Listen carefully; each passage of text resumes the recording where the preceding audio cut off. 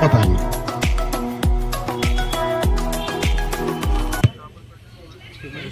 बोलो भारत माता की।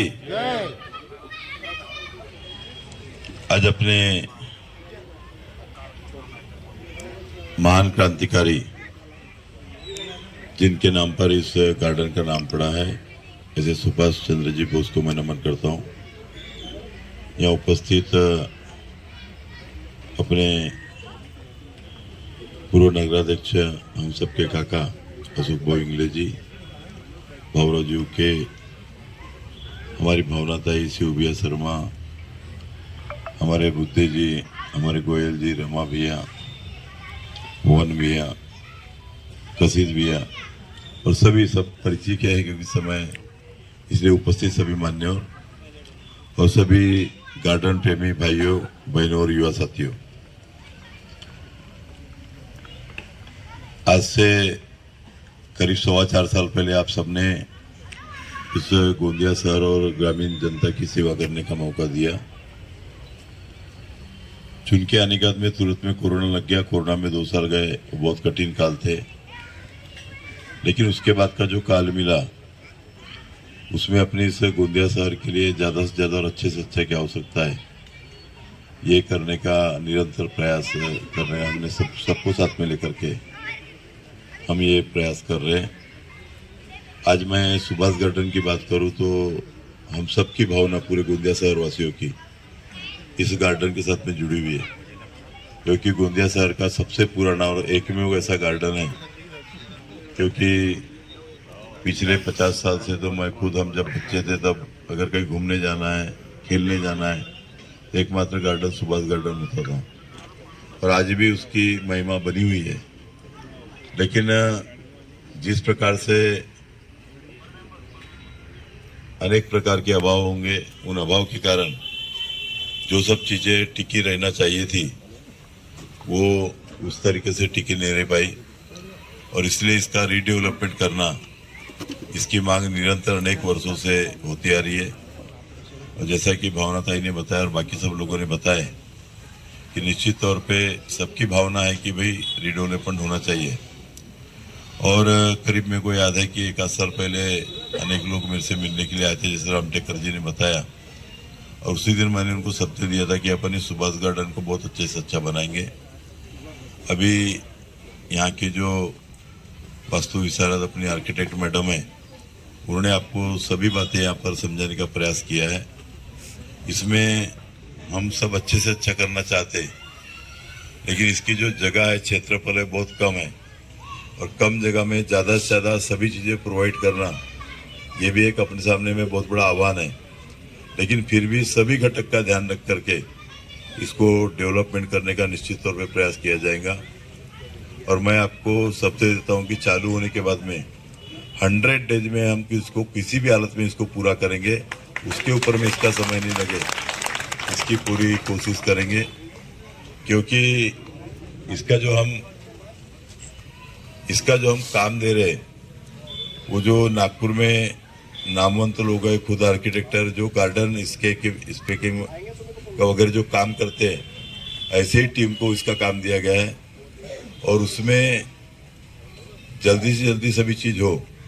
और इसके साथ में इसका और दूसरा टप्पा भी हम मंजूर करने जा रहे हैं, ताकि एक टप्पे में सब इंटरनल सभी चीजें होंगी, लेकिन बाहर का भाग भी सब सुंदर दिखे और भी जो इसमें कुछ बातें छूट गई है उन सब का उसमें समावेश हो। और इसके लिए जितनी भी निधि लगेंगी, पहले टप्पे में अपन 3 करोड़ रुपए मंजूर किए है, उसके एग्रीमेंट हो गए, टेंडर हो गए, सब प्रक्रिया पूरी हो गई है। यानी अभी अपन ने आज बात की है, वो टीम से कल ही बात करके जल्दी से जल्दी कैसे शुरू हो सकता है 2-4 दिन में। रोहित, कितने दिन में होगा? 1 हफ्ते के अंदर में इसको शुरुआत करने की पूरी कोशिश करेंगे और आने वाले जून के पहले अपने जून महीने तक के इसको पूरा हो, ये प्रकार भी निश्चित तौर पे करेंगे, ताकि बाकी सब इसमें किसी भी प्रकार की असुविधा किसी को न हो। और जैसा कि यहाँ पर जो सब लोगों की इच्छा है, बाल उद्यान की भी व्यवस्था की गई है, पिकनिक के लिए जो फैमिली आती है उनके लिए भी व्यवस्था की गई है, सीनियर सिटीजन के लिए व्यवस्था की गई है। बड़े पैमाने पर जैसे वलेचा जी ने कहा कि योगा सेंटर, उसके लिए भी अपन ने सब प्रकार की यहाँ पर व्यवस्था करने का प्रयास किया है और जो भी शक्य हो सकता है वो पूरा करेंगे। आपको मैं बता देना चाहता हूँ, पैसे की कोई कमी नहीं है, पैसे की कोई भी प्रकार की कमतरता नहीं आती। आज 3 करोड़ मंजूर किया है, आगे भी और 2-3 करोड़ रुपए लगेंगे तो लगाएंगे, लेकिन गार्डन जब एक बार बनाना शुरू किए उसको पूरा अच्छा बनाएंगे। और जिस प्रकार से राजस्थानी शैली में अपना बाहर का सब जो भाग है, एक वो जो हमेशा अपने को आँख को अच्छा लगता है, ऐसा भी बाहर का प्रीमाइस उसको जहाँ भी उसकी एंट्री वगैरह सब जो है उसको उस प्रकार से डेवलप करके उसको यहाँ पर सुंदर बनाने का प्रयास करेंगे। और एक साथ में आस्था का केंद्र तो यहाँ पर रहेगा, उसके साथ में भी जैसा कि उसका यानी इतना बड़ा योगदान है कि उनके योगदान को देश कभी भी भुला नहीं सकता। और इसके लिए एक छोटा सा उनका एक कहीं ना कहीं स्मारक हो, उसका भी एक निश्चित तौर पे यहाँ पर समावेश करने का पूरा प्रयास किया जाएगा और निश्चित तौर पे वो उसको अपन समावेश करेंगे।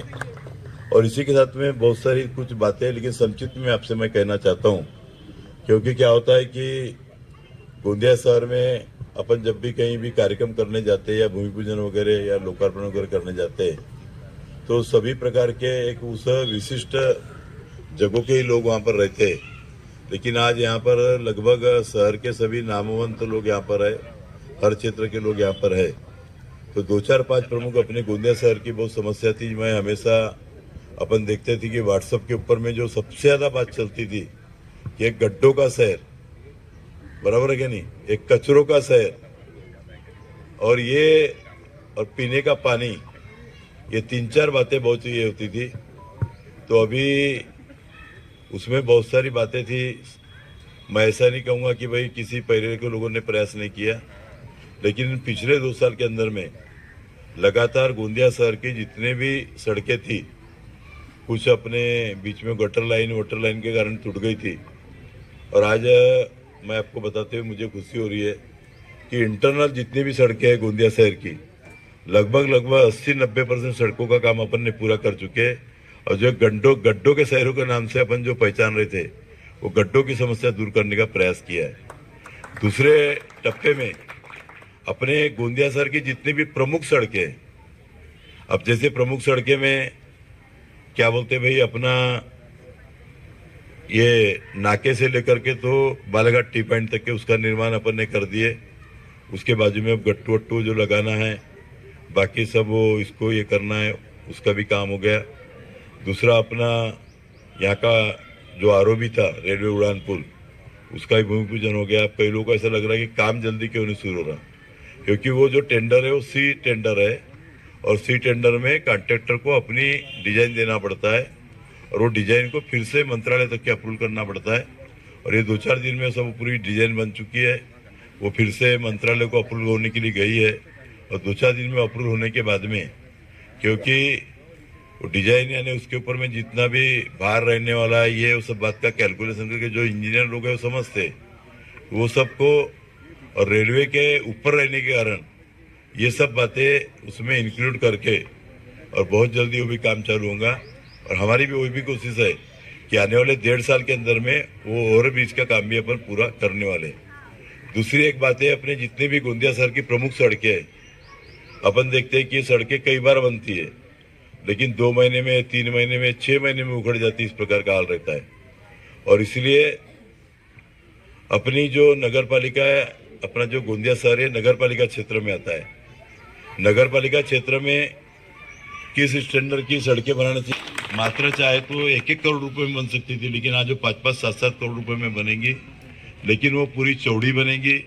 जहाँ आवश्यक रहेगा वहाँ का अतिक्रमण निकाला जाएगा, पूरे उसके ड्रेन, उसके बाजू में जगह छोड़ना, ताकि बार बार सड़कों को कभी खोदना ना पड़े। कोई भी अपने को केबल डालना है, लाइन डालना है, पाइप डालना है, तो सड़क और अपने ड्रेन के बीच में अपन 1-1 मीटर की दोनों तरफ जगह छोड़ने वाले, उसके ऊपर में गट्टू रहेगा, ताकि कभी भी खोदना पड़े तो उसी को पूरा खोदना पड़ेगा।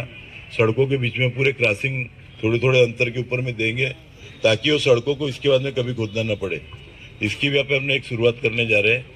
अभी थोड़ा आचार संहिता के कारण, वो टेंडर के कारण ये अभी काम चालू नहीं हो पाएगा, लेकिन जैसे आचार संहिता खत्म होंगी वैसे ही उन सड़कों का भी काम चालू होगा। और जो सबसे बड़ी समस्या मुझे लगती है गोंदिया शहर की, वो है कचरे की समस्या। और ये कचरे की समस्या सही में बहुत बड़ा हमारा चिंता का विषय है। भी प्रयास हुए, शिव भैया के कार्यकाल में भी प्रयास हुए। आज क्या होता है कि कचरे को अगर हम कहीं भी फेंकने के लिए जाते, हर आदमी, हर ग्राम पंचायत विरोध करती है। 2-3 जगहों में अपन ने जगह डिसाइड की है, वहां के लोग कचरा फेंकने को देने को तैयार नहीं। इवन आपको मैं बता रहा हूँ, गोंदिया शहर में भी अपनी 1-2 जगह अपन ने ढूंढे सरकारी, वहां भी लोग आके खड़े हो जाते कि भाई यहाँ पर तुम कचरे का डंपिंग यार्ड मत बनाओ। और ऐसे में उसके लिए क्या करना, एक ये बहुत बड़ी समस्या है। अभी आपको बता रहा हूँ कि हमारा थोड़ा बहुत कचरा बड़े मुश्किल से हिडामाली जा रहा है। हिडामाली के लोग भी बार बार रोकते हैं, पर अपने वहां पर मेरा गोरेगांव तालुका रहने के कारण वहां के सभी लोगों को समझा बुझा करके हम उनको कम से कम 50% कचरा वहां पर, कम से कम जो रोज उसके ऊपर प्रक्रिया हो सकती है उतना कचरा वहां ले जाने की कोशिश कर रहे हैं। लेकिन आपको मैं बता देना चाहता हूँ कि इसके पहले भी हमने एक जमीन ये थी, लेकिन जैसे उसकी खबर लीक हुई, वहाँ 1500 आदमी जमा हो गए कि हम कचरे के लिए जगह नहीं देंगे। इसलिए फिर से अभी 1 महीने नई जगह सोची है, और जब तक कि उसके ऊपर में पूरी वो जगह निर्धारित नहीं होती, उसके ऊपर आजू बाजू में पूरी कंपाउंड वॉल नहीं बन जाती, जब तक कि मैं वो जगह का क्या बोलते भाई कोई भी बात लीक करने वाला नहीं हूँ। इवन मैंने उसके बारे में सीओ को तक के नहीं बताया। बाहर के बाहर वो प्रक्रिया करके उसमें बहुत जल्दी सफलता मिले, इसके लिए अपन उसको प्रयास कर रहे हैं। क्योंकि अपने को जगह वो प्राइवेट लैंड है, खरीदना भी पड़ेगा, उसके ऊपर में कंपाउंड वॉल बने, अप्रोच रोड बने, और कम से कम कचरे का जो फिर बाकी का जो अपने को प्रक्रिया करने की जो बात है, तो निश्चित तौर पे उसके ऊपर में अपन करेंगे। और इसी के साथ में आज अपने यहाँ पर गोंदिया शहर में पहली बार जितने भी कोई भी जात पात धर्म के पंथ के श्रद्धा स्थान होंगे, प्रार्थना स्थल होंगे, चाहे मंदिर होंगे, बौद्ध विहार होंगे, मुस्लिम समाज के श्रद्धा स्थान होंगे, आज लगभग 90% जो श्रद्धा स्थान है वो सभी का अपन ने डेवलपमेंट अपने गोंदिया शहर और पूरे गोंदिया विधानसभा के अंदर में किया है। ये पहली बार हुआ है। उसका कारण ऐसा है कि पहले एक जमाना था जब लोग चौक चौक में बैठते थे, रोज रात को 2 बजे तक के 12-1 बजे तक के बातें चीतें करते थे, वो सब संस्कृति खत्म हो गई। अब अगर लोग जमा होते हैं तो सिर्फ मंदिरों में ही जमा होते हैं, बराबर है क्या नहीं? जो भी श्रद्धा स्थान है वहीं जमा होते हैं। अब जो रात को जो बैठने वाली बैठक थी वो खत्म हो गई। बस एक अपना, मैं गोंदिया में देखता हूँ कि गणेश जी का पर्व और एक दुर्गा जी का पर्व रहता है, जब वो मंडप में लोग आकर के 50, 100, 200 लोग बैठते हैं, बस वो इतना जब बची है, यानी वो भी एक धार्मिक फंक्शन में लोग बैठते हैं। और इसीलिए जितने भी गोंदिया शहर के मंदिर है उनका निर्माण, जितने बौद्ध विहार है उनका निर्माण, इवन मुस्लिम समाज के जो श्रद्धा स्थान है उनका विकास, ये सब किया। उसके साथ में आज अपन देखते हैं कि बड़े पैमाने पर जब अपने यहाँ पर शादियाँ होती है, तो शादियाँ होने के बाद में अपने को आज एक बड़ा आदमी तो एक अच्छे लान ये सब अफोर्ड कर लेता है, लेकिन एक सामान्य परिवार रहते हैं, उनको उतना खर्चा सहन करना उनके बस की बात नहीं रहती। और इसलिए हमने गोंदिया शहर के जितने भी समाज के समाज भवन थे, वो सभी समाज भवन को, जो भी समाज भवन गोंदिया शहर में, सबको पैसा देके उसमें डेवलपमेंट किया है। उनको एक ही बात हमने बोला है कि गरीब आदमी को आप कम से कम कीमत के अंदर में ये सब चीजें दीजिए। तो आज कम से कम भी मेरे ख्याल से 15-20 समाज के समाज भवन अपन ने बहुत अच्छे तरीके से डेवलप किए, और वहां पर अपन 1000, 500 लोगों के फंक्शन ले सकते, इतने बड़े बड़े हाल लान ये सब अपन ने उनको डेवलप करके दिए। इवन पावर बोटिंग में तो अपन ने 60-70 लाख रुपए लगाए, बाकी सब समाज में 20 लाख, 30 लाख, 40 लाख रुपए लगा करके ये सभी का अपन लोग उसमें एक डेवलप कर रहे, ताकि सभी जगहों में जो पूरे शहर में लोग बिखरे हुए जो लोग है, ये अपने अपने क्षेत्र के एक समाज भवन का, चाहे वो कोई भी जात पात धर्म पंथ का समाज भवन हो, उसका एक फायदा ले सके, ऐसा निश्चित तौर पे प्रयास किया है। और एक अपने एक पर्यावरण से जुड़ा हुआ मुद्दा रहता है पांगोली का, और वो हमेशा बात पांगोली की नदी की बात अपने सामने में आती है। लेकिन आपको मैं बता देना चाहता हूँ कि पांगोली नदी, इसका उद्गम स्थल हमारे मांडू देवी से होता है उसका, और चिपिया में जाकर के वो मिलती है। अपने गोंदिया जिले में पांगोली ने एक नदी, एक ऐसी नदी है कि वो कहीं पर भी जंगल के बीच में नहीं बहती, उसके दोनों तरफ में पूरी खेती है। नहीं तो अक्सर जो नदियां जो बहती है वो आधे से ज्यादा उसका जो भूभाग रहता है किनारा वो जंगल का रहता है। और ये बात मैं अपने डीसीएम साहब को समझा के दिया और कम से कम खर्चे में आज समझो 20,000 25,000 हेक्टेयर का अगर अपने को प्रोजेक्ट बनाना है खेती को भी पानी देने का, तो उसके ऊपर में कम से कम भी 1,000 करोड़ रुपए का 1,500 करोड़ रुपए खर्चा आता है। लेकिन बहुत कम खर्चे में 50 करोड़ रुपए हम खर्चा करेंगे तो पांगोली नदी के किनारे पे बैठे हुए कम से कम 15-20,000 हेक्टेयर जमीन अपने आप वहां पर लोगों को उनको पानी मिल सकता है। और कम से कम भी 150-200 पीने के पानी की योजना पांगोली नदी के ऊपर में है सभी ग्रामीण भाग के लोगों की, तो उसकी भी एक बहुत बड़ी समस्या उनके पीने के पानी की हमेशा के लिए दूर हो सकती है। तो पांगोली नदी का भी अपन ने विषय हाथ में लिया है, सरकार ने उसका भी डीपीआर तैयार करने को बोला है। और उसके बाद में अपन अभी अपने शहर के जितने भी तालाब है, जैसे अब बस स्टैंड के पास का तालाब था वो तो खत्म हो गया, लेकिन इधर में एक अपना छोटा गोंदिया में एक तालाब है, उसके बाद में क्या होते भाई उधर में एक वो सूर्या टोला में तालाब है, इधर ये कटंगी के पास में एक तालाब है। इसको भी अपन अमृत सरोवर योजना में उसको प्रस्तावित अपन ने किया है। उसका भी एक डीपीआर अभी अपन ये अपना जो समय मिलेगा अभी ये आचार संहिता का, उसमें भी उसका डीपीआर बना करके देंगे। और ये तालाब पर भी अपन सौंदर्यीकरण करेंगे ताकि वहां पर भी बड़े पैमाने पर लोग अपनी मॉर्निंग वॉक योगा वगैरह सब कर सकेंगे, ऐसा भी एक वहां पर प्रयास है।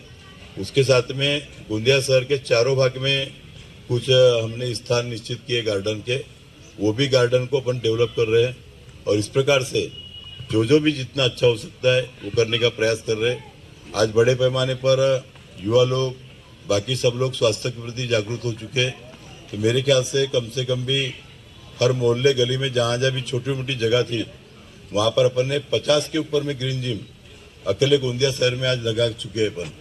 तो 50 के ऊपर में ग्रीन जिम में कम से कम भी लोग सब सवेरे में 100-150-200 लोग उसका ग्रीन जिम का यानी लाभ उठाते हैं। तो आज कम से कम 5,000 लोग गोंदिया शहर में आजू बाजू में जो हमने 50 ग्रीन जिम लगाए उसका भी कहीं न कहीं सभी लोग फायदा उठा रहे। इस प्रकार से ये कोशिश है। लेकिन मैं आपको शब्द देता हूँ, ये जो अभी गार्डन बनेगा, अब ये जिस दिन से काम चालू होगा बहुत अच्छा बनेगा और पैसे कितने भी लगे गार्डन का काम रुकेगा नहीं, गार्डन का काम पूरा होगा, यही आपको बताना चाहता हूँ। आप सबके आशीर्वाद से निश्चित तौर पे, क्योंकि जब जनता का प्रेम मिलता है, आशीर्वाद मिलता है, तो कार्य करने की शक्ति दुगुना बढ़ती है। और निश्चित तौर पे आपके प्रेम से, आपके आशीर्वाद से, आपके साथ से कोई भी काम नहीं रुकेगा, ऐसा मैं आपको विश्वास दिलाना चाहता हूँ। धन्यवाद। जय हिंद, जय भारत। और मानना बहुत बड़ी बात है।